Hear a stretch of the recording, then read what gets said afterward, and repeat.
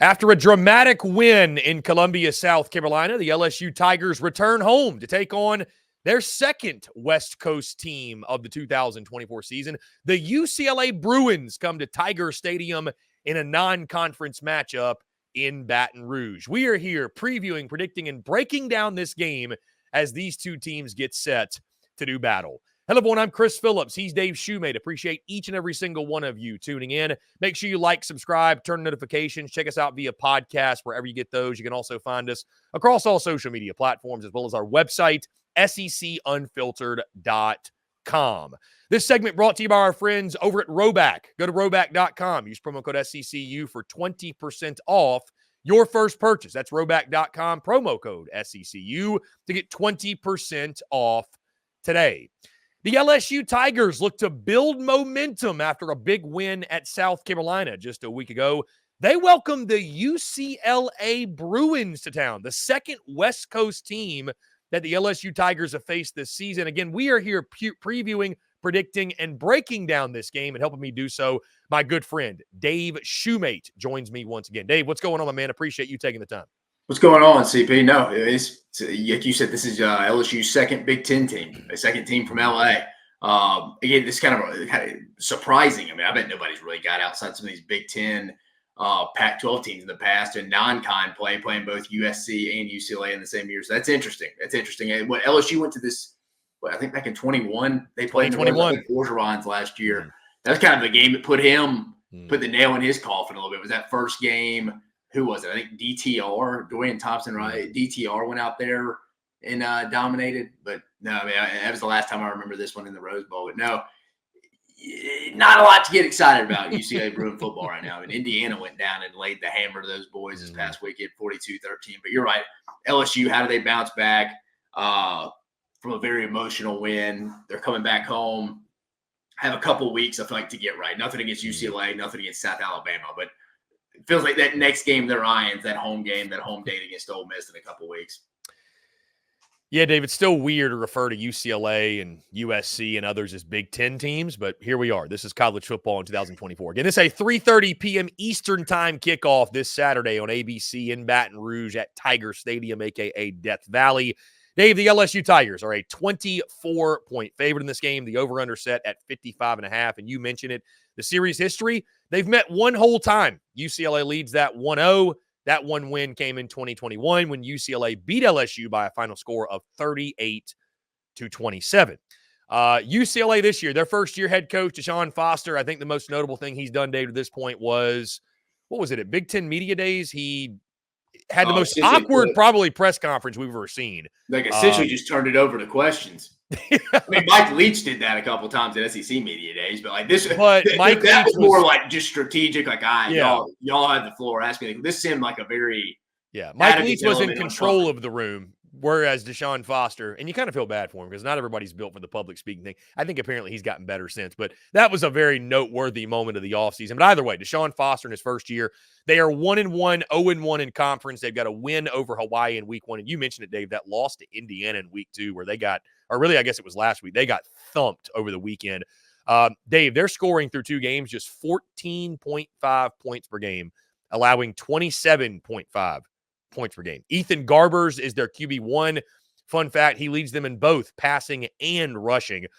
Rico Flores Jr. has been their top target on the outside when they have thrown the football, and linebacker Kane Madrano leads the defense with 4 tackles for loss through 2 games. And again, Dave, you mentioned as we dive in this matchup, this is another one of those games where our focus is on the SEC team. Like this is, I hate to call it like a one-sided matchup, but this game's about LSU and what do they do and how do they handle the moment and do they execute? Because if they do that, it's going to be a very, very fun afternoon in Baton Rouge. So you mentioned it, Dave, and the thing I want to focus on first, we talk about bouncing back, and some people may hear that and say, what do you mean? They won last week.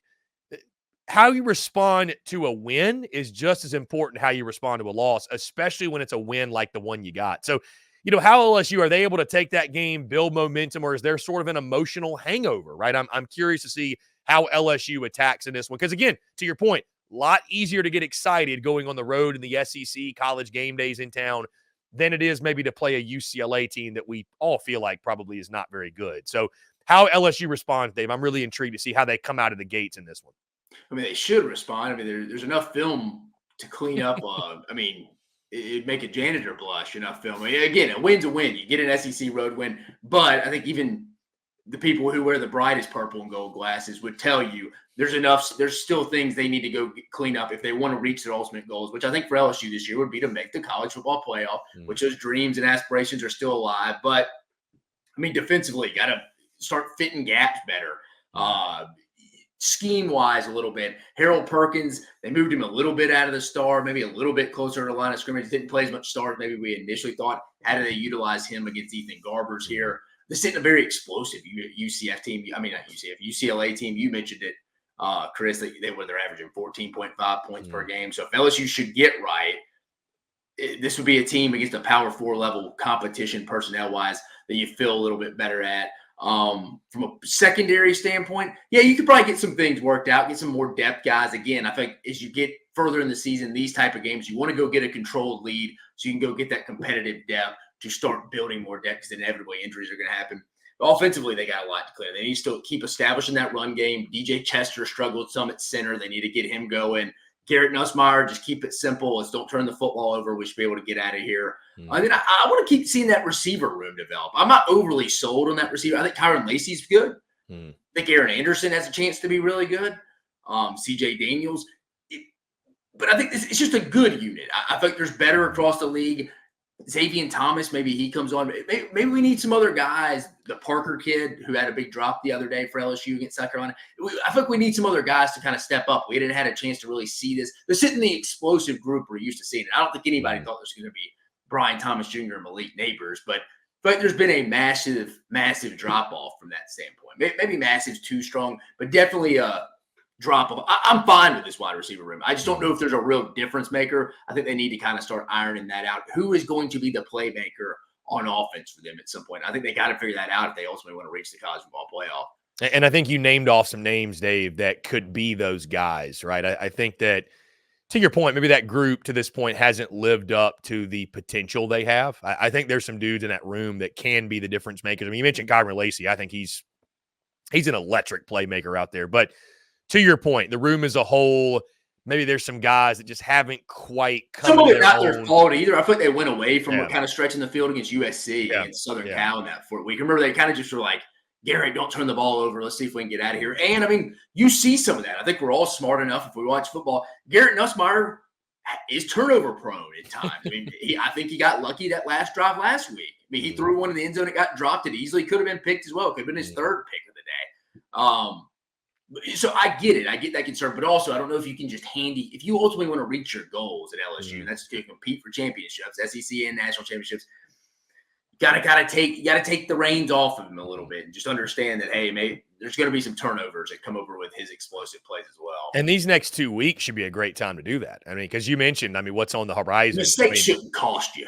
Yeah, I don't think LSU obviously is going to be overlooking their opponent, but we all know what's upcoming in a couple weeks. That's the Ole Miss Rebels. And, boy, if you've got any sort of training wheels or you're holding back anything, I don't know how much of a shot you're going to have in that one because Ole Miss is going to score points. And Garrett Nussmeier better be ready to go blow for blow and play his best game. So, yeah, if there's any sort of holding back or anything these next couple weeks, like you said, you kind of let the reins off, say, hey, man, go out there, get comfortable. You want to see him be more efficient. I mean, I think that's the thing if you ask any LSU fan, and Dave, specifically me, what I'm looking for in this game, just Garrett Nussmeier to clean up mistakes, because even though the penalties wiped him away, talking to LSU folks, and I would agree, when you watch on film, you still say, hey, you threw 2 pick sixes. Like, you got bailed out. It wasn't like a tip ball that hung up in the air for a while. And hey, those are some terrible throws. Yeah. I mean, the one that – and like I mentioned, he got away with one. Yeah, the personal foul one, like, I remember being there in stadium just being like, where was that going? Like, you threw it right to him. Internally, just for the sake of getting that right, you count that as a turnover. Like, right. It's like, you have to. You got bailed out. You have to. Yeah, you have to. So, and also, too, by the way, South Carolina still got the ball, so it was a turnover. It just wiped away the pick six. It wasn't as critical as it could have been, obviously.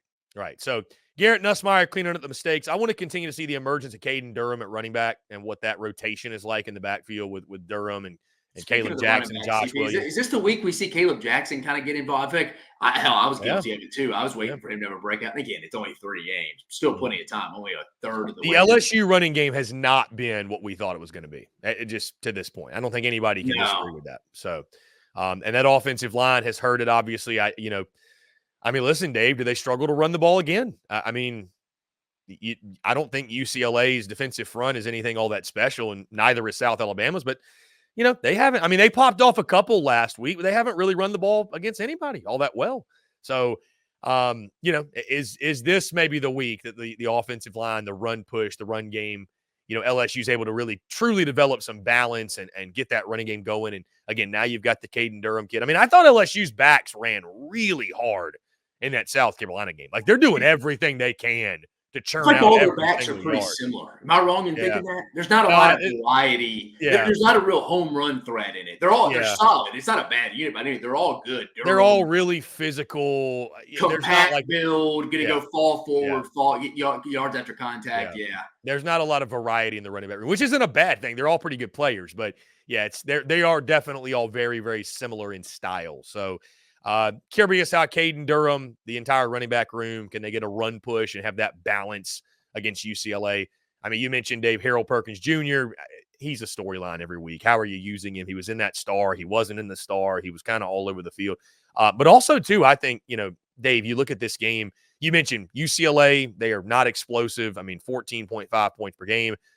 Just another opportunity for Blake Baker's unit to clean a lot of things up and build some confidence, continue to build confidence because, again, we all know what's on the horizon. You better be ready to put your big boy pants on and play one of your best defensive games when the Rebels come knocking in a couple weeks. 100%. No, that's the game you're looking ahead. You got 2 weeks kind of like you get right. And you hate saying that because it's a Power 4 Big Ten team coming in. But I think it is what it is. UCLA is not a very good team in his first year. I mean, it is what it is. Yeah. So, Dave, as we dive into our predictions for this game, I'll let you start. How do you see this one playing out between LSU and UCLA? I mean, if I'm Brian Kelly, if I'm an LSU fan, if I'm a LSU player, like you're hoping this is a game you come out here and this is the first week nobody's like complaining in post-game reactions. I mean, obviously, you know why you lost in the USC game. I mean, I'm not going to go into that, but it's a loss, so people are going to complain. Nicholls State, you won. But it still kind of just didn't feel great. Like it's like if Nicholls State went and rushed for over 200 yards on you, you weren't really getting much going in the ground game. People were nitpicking that. South Carolina, you won. Nothing taken away from an SEC road win. But still, people nitpick. You hadn't played that complete game yet. No. And you've had a variety of different kind of opponents. I think USC is a pretty good team. South Carolina's solid. Nicholls shouldn't be on the same field with you. So you've kind of had it's not like you've played the AFC East here across the board here. You had a variety. Throw in UCLA, not a good football team. You should be able to go handle these guys. If they're putting up big numbers on you and they're scoring 24 plus, I would say, 10 points over their average, that'd be, again, a little concerning. I think this is the week you kind of got to go out there and make, guys, it's a Big Ten team. Come on, we can't be looking at – who are we looking ahead to? South Alabama? Like, come on. We need to go – execute the game plan. Let's have a clean game, no turnovers. Let's fit our gaps on defense. Whit Weeks, I'm looking at you. Let's have offensive play callers, defensive player. Let's make it simple. Let's let our guys go play. We had a tough, emotional game. Let's get them coming in. The goal should be to come out of the gates hot. Let's go put these guys away. Let's put this game away early. Let's get them ready to go get on their flight back to Los Angeles. We're a better football team than these guys. It's a first year. They really got not a whole lot going. I mean, Indiana's or UCLA's almost won me money each week. I bet the money line is Hawaii against them, and it almost happened. They should be able to handle business. Again, I think LSU kind of is what they are. They are this year, though. They're going to be a little inconsistent overall. In long story short, I think you see one of their more complete games. Give me LSU. I'm going to go 44-20. They just don't cover, but I think you don't have as much to gripe about. Again, I think that'd be 6 points over UCLA's offensive average. But again, I think you maybe could see a defensive score for UCLA late or something. I know that's specific, and I'm just throwing that out there. But I think LSU's impressive this week. I think, and that's what they need to be. Dave, come on. It's SEC football. There's always going to be griping, whether it's after a win, a loss, what have you. There's always going to be something to nitpick for sure. No, I think this is going to be a fun day for the LSU Tigers. I think coming back home, I think they will respond to the win in the proper way after beating South Carolina. I do think they're going to clean some things up. I would expect Garrett Nussmeier to be, while they're going to take the reins off, be much more efficient with the football. I mean, he shouldn't be under the same level of duress, number one. But number two, a guy who's got to learn from it. Again, got to clean it up. Can't make those same mistakes. So great minds think alike, Dave. I'm right there, right around that score with you. I've got LSU 44, UCLA 17. So I got 20. You got 17. Yeah, I got 17. I'm giving Blake Baker a little bit more credit, but no, this game's about LSU. I know it's a Power 4 team. It's not your it's not some lower level inferior competition, but UCLA is just not good. They're not a very good football team. Right, wrong, or different. Yeah. Right, wrong, or different. To your point, I think LSU is going to want to come out, really build momentum, build off the South Carolina win. And I think they will. Almost like if you're Brian Kelly, this is a new season, guys. We almost got, all right, look, we Yeah. should have beat USC. We went on the road against South Carolina. Maybe that brings us together. Hey, we're 1-0 in SEC play, guys. A lot of teams can't say that. It's a new season. Let's go iron out our kinks these next 2 to 3 weeks. When Ole Miss comes to the house, let's be ready. That's our game where we're going to go take that next step trajectory on a national platform and tell people, hey, we are competing for the SEC this year, and we are going to go make a run at the college football playoff as well. Yeah, new life after stealing one in Columbia. Like you said, kind of feels like a new season begins. And I think they'll start that new season 1-0 with a big blowout win over the Bruins. So, guys, what do you think? You agree with us? Do you disagree? How do you see it playing out when LSU and UCLA do battle in Baton Rouge? Guys, it's going to do all for us. Appreciate each and every single one of you tuning in. Again, make sure you like, subscribe, turn notifications. Check us out via podcast, wherever you get those as well. You can also find us across all social media platforms, as well as our website, secunfiltered.com. For Dave Shumate, I'm Chris Phillips. Appreciate each and every single one of you tuning in, and we'll catch you on the other side.